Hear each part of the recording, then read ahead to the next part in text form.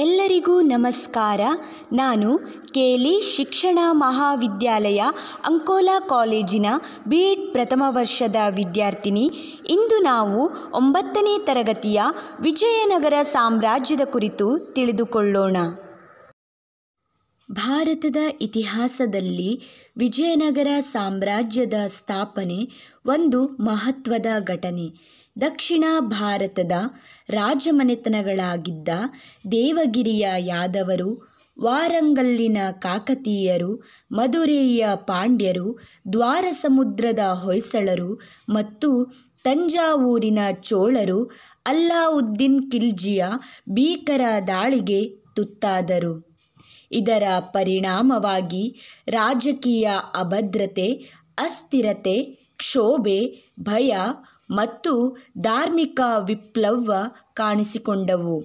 ಈ ಸನ್ನಿವೇಶದಲ್ಲಿ ವಿಜಯನಗರ ಸಾಮ್ರಾಜ್ಯ ಉದಯವಾಯಿತು. ಸುಮಾರು ಕ್ರಿಸ್ತಶಕ 15ನೇ ಶತಮಾನದ ವೇಳೆಗೆ ದಕ್ಷಿಣದಲ್ಲಿ ಹಿಂದೂ ಮಹಾಸಾಗರ, ಪೂರ್ವದಲ್ಲಿ ಬಂಗಾಳಕೊಲ್ಲಿ ಮತ್ತು ಪಶ್ಚಿಮದಲ್ಲಿ ಅರಬ್ಬಿ ಸಮುದ್ರದವರೆಗೆ ಭೂಭಾಗಗಳಿದ್ದ ರಾಜ್ಯಗಳ ಮೇಲೆ ತನ್ನ ಆಧಿಪತ್ಯವನ್ನು ಸ್ಥಾಪಿಸಿತ್ತು. ಹಕ್ಕಬುಕ್ಕರು ಶಾಸ 1336ರಲ್ಲಿ ತುಂಗಾಭದ್ರಾ ನದಿಯ ದಕ್ಷಿಣ ದಡದ ಮೇಲೆ ಈ ರಾಜ್ಯವನ್ನು ಸ್ಥಾಪಿಸಿದರು. ವಿಜಯನಗರ ಸಾಮ್ರಾಜ್ಯದ ರಾಜಧಾನಿ ಎಂದರೆ ಹಂಪೆ.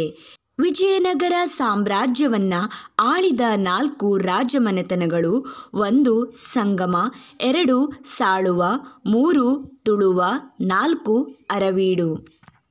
ಸಂಗಮ ವಂಶದ ಪ್ರಸಿದ್ಧ ದೊರೆಗಳೆಂದರೆ 1ನೇ ಹರಿಹರ, ಬುಕ್ಕರಾಯ, 2ನೇ ಹರಿಹರ ಮತ್ತು ಪ್ರೌಢದೇವರಾಯ. ಇವರ ಬಗ್ಗೆ ಕಿಂಚಿತ್ ತಿಳಿದುಕೊಳ್ಳೋಣ. ಬುಕ್ಕರಾಯ ಮಧುರೆಯ ಸುಲ್ತಾನನನ್ನು ಪದಚ್ಯುತಗೊಳಿಸಿ ಬುಕ್ಕನ ಪುತ್ರ ಕಂಪಣನು ಸಾಮ್ರಾಜ್ಯವನ್ನು ವಿಸ್ತರಿಸಿದನು. ಈ ದಿಗ್ವಿಜಯದ ಬಗ್ಗೆ ಗಂಗಾದೇವಿ ಬರೆದ ಮಧುರಾ ವಿಜಯಂ ಸಂಸ್ಕೃತ ಕೃತಿಯು ಹೆಚ್ಚಿನ ವಿವರಣೆ ನೀಡುತ್ತದೆ. ಬುಕ್ಕನು ಜೈನರ ಮತ್ತು ಶ್ರೀ ವೈಷ್ಣವರ ನಡುವಿನ ಧಾರ್ಮಿಕ ಕಲಹವನ್ನು ಬಗೆಹರಿಸಿ ಸರ್ವಮತ ಸಮನ್ವಯತೆಯ ನೀತಿಯನ್ನು ಎತ್ತಿ ಹಿಡಿದನೆಂದು ಶ್ರವಣಬೆಳಗೊಳದ ಶಾಸನ ತಿಳಿಸುತ್ತದೆ. ರಾಜಧಾನಿಯಲ್ಲಿ ಕೋಟೆಯನ್ನು ಕಟ್ಟಿಸಿ, ದೇವಾಲಯಗಳನ್ನು ನಿರ್ಮಿಸಿ, ಕೃಷಿ ಚಟುವಟಿಕೆಗಳಿಗೆ ಹೆಚ್ಚಿನ ಪ್ರೋತ್ಸಾಹವನ್ನು ನೀಡಿದನು.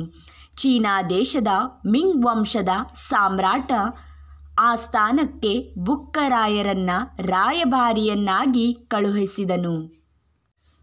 2ನೇ ಹರಿಹರ ಬುಕ್ಕರಾಯನ ಮಗನಾದ 2ನೇಯ ಹರಿಹರನ 27 ವರ್ಷಗಳ ಆಡಳಿತದ ಅವಧಿಯಲ್ಲಿ ವಿಜಯನಗರವು ವಿಶಾಲ ಪ್ರದೇಶಗಳನ್ನು ಒಳಗೊಂಡಿತ್ತು. ಈತನು ಕೊಂಡವೀಡು, ಕರ್ನೂಲು, ನೆಲ್ಲೂರು ಮತ್ತು ಕೋಟೆಗಳನ್ನು ಗೆದ್ದುಕೊಂಡನು. ಈತನು ರಾಜ್ಯವನ್ನು ಗೋವೆಯಿಂದ ಕೊಂಕಣ ಕರಾವಳಿಯ ಉತ್ತರಕ್ಕೆ ವಿಸ್ತರಿಸಿದ. ಕೃಷ್ಣೆಯ ಉತ್ತರದ ಪಾಂಗಗಳ ಕೋಟೆಯನ್ನು 1398ರಲ್ಲಿ ವಶಪಡಿಸಿಕೊಂಡನು. 2ನೇಯ ದೇವರಾಯ ಪ್ರೌಢದೇವರಾಯ ಎಂದೇ ಹೆಸರುವಾಸಿಯಾಗಿದ್ದಾರೆ. 1424ರಿಂದ 1446 ಇವರ ಕಾಲಾವಧಿ.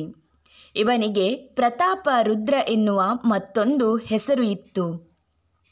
ಸಂಗಮ ವಂಶದಲ್ಲಿಯೇ ಶ್ರೇಷ್ಠ ದೊರೆ 2ನೇ ದೇವರಾಯ. ಈತ ಗಜಬೇಟೆಕಾರ ಎಂಬ ಬಿರುದನ್ನು ಸಹ ಧರಿಸಿದ್ದನು. 2ನೇಯ ದೇವರಾಯನು ಒರಿಸ್ಸಾದ ಗಜಪತಿ ಕಪಿಲೇಂದ್ರನನ್ನು ಸೋಲಿಸಿ ಕೊಂಡವೀಡನ್ನು ಗೆದ್ದುಕೊಂಡನು. ಗಡಿ ಪ್ರದೇಶದ ನಾಯಕರುಗಳನ್ನು ಅಡಗಿಸಿ ಈಶಾನ್ಯ ಗಡಿಯನ್ನು ಕೃಷ್ಣಾ ನದಿಯವರೆಗೂ ವಿಸ್ತರಿಸಿದನು. ನಂತರ ಕೇರಳವನ್ನು ಗೆದ್ದು ಶ್ರೀಲಂಕಾದಿಂದ ಕಪ್ಪಕಾಣಿಕೆಯನ್ನು ಸ್ವೀಕರಿಸಿದನು. ಇದರಿಂದ ದಕ್ಷಿಣಾಪಥದ ಚಕ್ರವರ್ತಿ ಎಂದೇ ಹೆಸರುವಾಸಿಯಾಗಿದ್ದನು. ಈ ವಿಜಯಗಳಿಂದ ವಿಜಯನಗರ ಸಾಮ್ರಾಜ್ಯ ಸಿಂಹಳದ ಗಡಿಯಿಂದ ಗುಲ್ಬರ್ಗದವರೆಗೆ ಮತ್ತು ತೆಲಂಗಾಣದ ಮಲಬಾರ್ದವರೆಗೆ ವಿಸ್ತಾರವಾಯಿತು. ತುಳುವ ವಂಶದ ದೊರೆಯಾದಂತಹ ಕೃಷ್ಣದೇವರಾಯ ಸಾಶ 1509ರಿಂದ 1529ರವರೆಗೆ ಇವರ ಕಾಲಾವಧಿಯಾಗಿದೆ.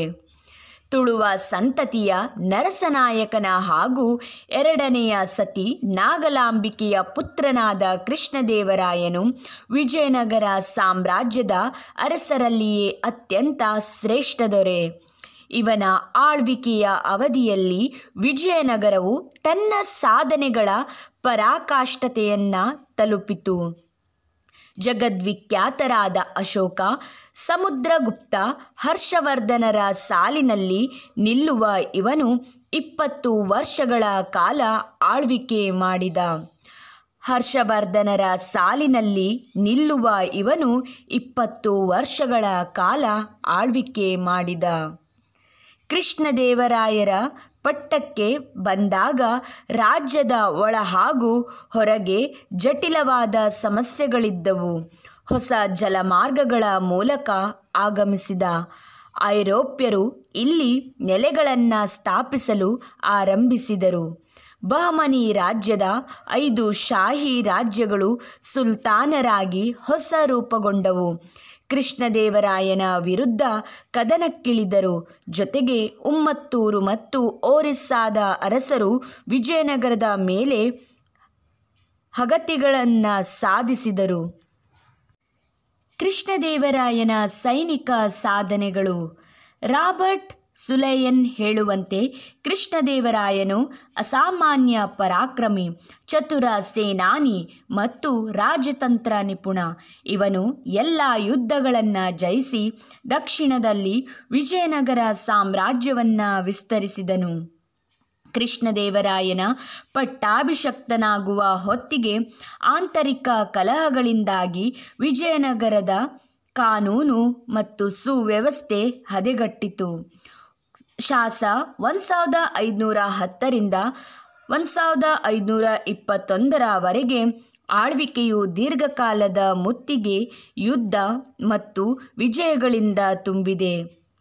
ಸುಮಾರು 14 ಪ್ರಮುಖ ಯುದ್ಧಗಳು ಕೈಗೊಂಡನು. ಅವುಗಳು ಬಹಮನಿ, ಬಿಜಾಪುರದ ಆದಿಲ್ ಶಾಹಿ, ಅಹಮದ್ ನಗರ, ನಿಜಾಮ್ ಶಾಹಿ, ಗೋಲ್ಕಂಡದ ಕುತುಬ್ ಶಾಹಿ, ಒರಿಸ್ಸಾದ ಗಜಪತಿ ಹಾಗೂ ಪಾಳೆಗಾರರೊಂದಿಗೆ ನಡೆದವು. 1509ರಲ್ಲಿ ಯೂಸುಫ್ ಆದಿಲ್ ಶಾನು ಇತರ ಶಾಹಿ ಮನೆತನಗಳೊಂದಿಗೆ ಒಟ್ಟಾಗಿ ವಿಜಯನಗರದ ಮೇಲೆ ಯುದ್ಧ ಘೋಷಿಸಿದನು. ಯುದ್ಧದಲ್ಲಿ ಬಿಜಾಪುರದ ಆದಿಲ್ ಶಾಹಿ ಮರಣ ಹೊಂದಿದನು. ಈ ಸಮಯದಲ್ಲಿ ಕೃಷ್ಣದೇವರಾಯನು ರಾಯಚೂರುದ ದೋಹಬ್ ಪ್ರದೇಶಗಳನ್ನು ವಶಪಡಿಸಿಕೊಂಡನು. ಯವನ ರಾಜ್ಯ ಪ್ರತಿಷ್ಠಾಪನಾಚಾರ್ಯ ಎಂಬ ಬಿರುದನ್ನು ಕೂಡ ಪಡೆದನು. ಕೃಷ್ಣದೇವರಾಯ ಕೈಗೊಂಡ ದಂಡಯಾತ್ರೆಗಳಲ್ಲಿ ಒರಿಸ್ಸಾದ ಗಜಪತಿಯೊಂದಿಗೆ ಯುದ್ಧ ಮುಖ್ಯವಾಗಿದೆ. ಈ ಯುದ್ಧವು 1512ರಿಂದ 1518ರವರೆಗೆ ದೀರ್ಘಕಾಲಾವಧಿಯವರೆಗೆ ನಡೆಯಿತು. ಕೊಂಡವೀಡು, ವಿಜಯವಾಡ ಮತ್ತು ಕೊಂಡಪಳ್ಳಿಗಳನ್ನು ವಶಪಡಿಸಿಕೊಂಡನು. ಹೀಗೆ ಈತನ ಆಳ್ವಿಕೆಯಲ್ಲಿ ವಿಜಯನಗರವು ಉತ್ತರದಲ್ಲಿ ಗೋದಾವರಿ ಮತ್ತು ಕೃಷ್ಣ ನದಿಗಳು, ಪೂರ್ವದಲ್ಲಿ ಬಂಗಾಳ ಕೊಲ್ಲಿ, ಪಶ್ಚಿಮದಲ್ಲಿ ಅರಬ್ಬಿ ಸಮುದ್ರ ಮತ್ತು ದಕ್ಷಿಣದಲ್ಲಿ ಹಿಂದೂ ಮಹಾಸಾಗರದವರೆಗೆ ವಿಸ್ತಾರವಾಯಿತು. ವಿಜಯನಗರ ಸಾಮ್ರಾಜ್ಯದ ಪತನ. ಕೃಷ್ಣದೇವರಾಯನ ನಂತರ ಅಚ್ಯುತರಾಯ ಮತ್ತು ಸದಾಶಿವರಾಯ ಆಳಿದರು. ಕೃಷ್ಣದೇವರಾಯನ ಅಳಿಯ ಅರವೀಡು ವಂಶದ ರಾಮರಾಯನು ಆಡಳಿತವನ್ನು ನಿಯಂತ್ರಿಸಿದನು.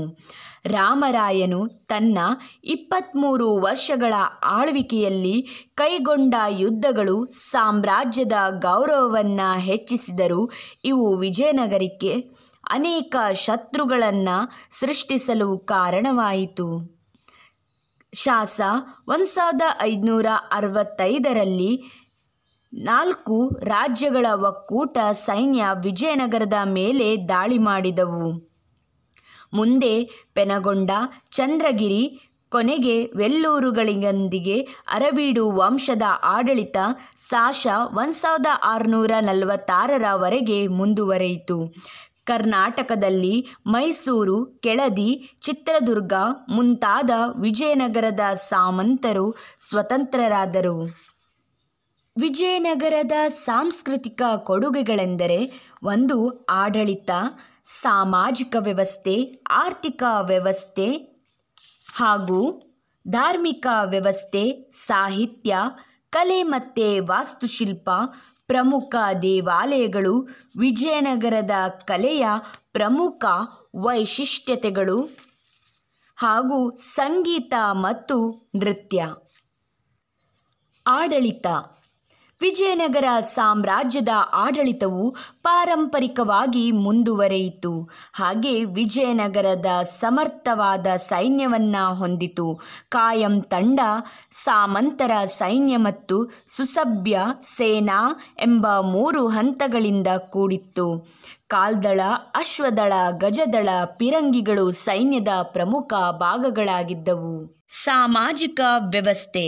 ಸಮಾಜವು ಚಾತುರ್ವರ್ಣ ವ್ಯವಸ್ಥೆಯ ಮೇಲೆ ರೂಪುಗೊಂಡಿತ್ತು. ಹೀಗಿದ್ದರೂ ಅನೇಕ ವೃತ್ತಿ ಆಧಾರಿತ ಜಾತಿ ವ್ಯವಸ್ಥೆ ಜಾರಿಯಲ್ಲಿತ್ತು. ಕುಶಲ ಕಲೆಗಾರರು, ಕಮ್ಮಾರರು, ಅಕ್ಕಸಾಲಿಗರು, ಕಂಚುಗಾರರು, ಬಡಗಿಗಳು, ನೇಕಾರರು, ಸಮಗಾರರು ಅಧಿಕ ಸಂಖ್ಯೆಯಲ್ಲಿದ್ದರು. ಬಾಲ್ಯ ವಿವಾಹ, ಸಹಗಮನ ಮತ್ತು ದೇವದಾಸಿ ಪದ್ಧತಿಗಳು ರೂಢಿಗಳಲ್ಲಿದ್ದವು. ಆರ್ಥಿಕ ವ್ಯವಸ್ಥೆ. ವಿಜಯನಗರವು ಆರ್ಥಿಕವಾಗಿ ಸಮೃದ್ಧವಾಗಿತ್ತು. ಭೂ ಕಂದಾಯ ರಾಜ್ಯದ ಆದಾಯ ಪ್ರಮುಖ ಮೂಲವಾಗಿತ್ತು. ಕೃಷಿಕರು ಸಾಮಾನ್ಯವಾಗಿ ತಮ್ಮ ಉತ್ಪಾದನೆಯ 1/4 ಭಾಗವನ್ನು ಸರ್ಕಾರಕ್ಕೆ ತೆರಿಗೆ ರೂಪದಲ್ಲಿ ಕೊಡುತ್ತಿದ್ದರು. ಇವರು ವರ್ಷದಲ್ಲಿ ಮುಂಗಾರು ಮತ್ತು ಹಿಂಗಾರು ಬೆಳೆಗಳನ್ನು ಬೆಳೆಯುತ್ತಿದ್ದರು.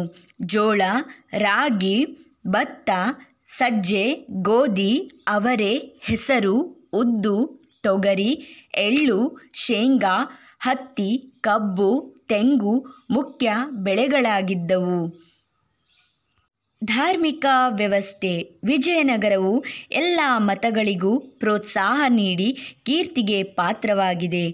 ಶ್ರೀ ವೈಷ್ಣವ ಮತ್ತು ಜೈನ ಮತಾವಲಂಬಿಗಳು ತಮ್ಮ ತಮ್ಮ ಮತಾಭಿಪ್ರಾಯಗಳನ್ನು ಮರೆತು ಪರಸ್ಪರ ಗೌರವದಿಂದ ಬಾಳುವಂತಹ ವಾತಾವರಣವಿತ್ತು. ಸಾಹಿತ್ಯ. ಸಾಮ್ರಾಜ್ಯದಲ್ಲಿ ಏರ್ಪಟ್ಟಿದ್ದ ಶಾಂತಿ, ಸುವ್ಯವಸ್ಥೆ, ಆರ್ಥಿಕ ಪ್ರಗತಿಯ ಪರಿಣಾಮದಿಂದ ಸಾಹಿತ್ಯವು ಹುಲುಸಾಗಿ ಬೆಳೆಯಿತು. ಕನ್ನಡ, ಸಂಸ್ಕೃತ, ತೆಲುಗು ಮತ್ತು ತಮಿಳು ಭಾಷೆಯ ಸಾಹಿತ್ಯ ಕೃತಿಗಳು ರಚನೆಯಾದವು. ರತ್ನಾಕರ ವರ್ಣಿ ಬರೆದ ಭರತೇಶ ವೈಭವ, ಚಾಮರಸರು ರಚಿಸಿದ ಪ್ರಭುಲಿಂಗ ಲೀಲೆ ಹೀಗೆ ಮುಂತಾದ ಕೃತಿಗಳು ರಚಿತವಾದವು. ಕುಮಾರ ವ್ಯಾಸನ ಗದುಗಿನ ಭಾರತ ಕನ್ನಡದ ಮುಖ್ಯ ಕಾವ್ಯಗಳಾಗಿವೆ. ಭೀಮಕವಿಯು ಪಾಲ್ಕುರಿಕೆ ಸೋಮನಾಥನ ತೆಲುಗು ಕೃತಿ ಬಸವ ಪುರಾಣವನ್ನು ಕನ್ನಡದಲ್ಲಿ ಬರೆದಿದ್ದಾರೆ. ಕಂಪಣರಾಯನ ಮಡದಿ ಗಂಗಾದೇವಿ ಮಧುರಾ ವಿಜಯಂ ಎಂಬ ಕೃತಿಯನ್ನು ಕೂಡ ಬರೆದಿದ್ದಾರೆ.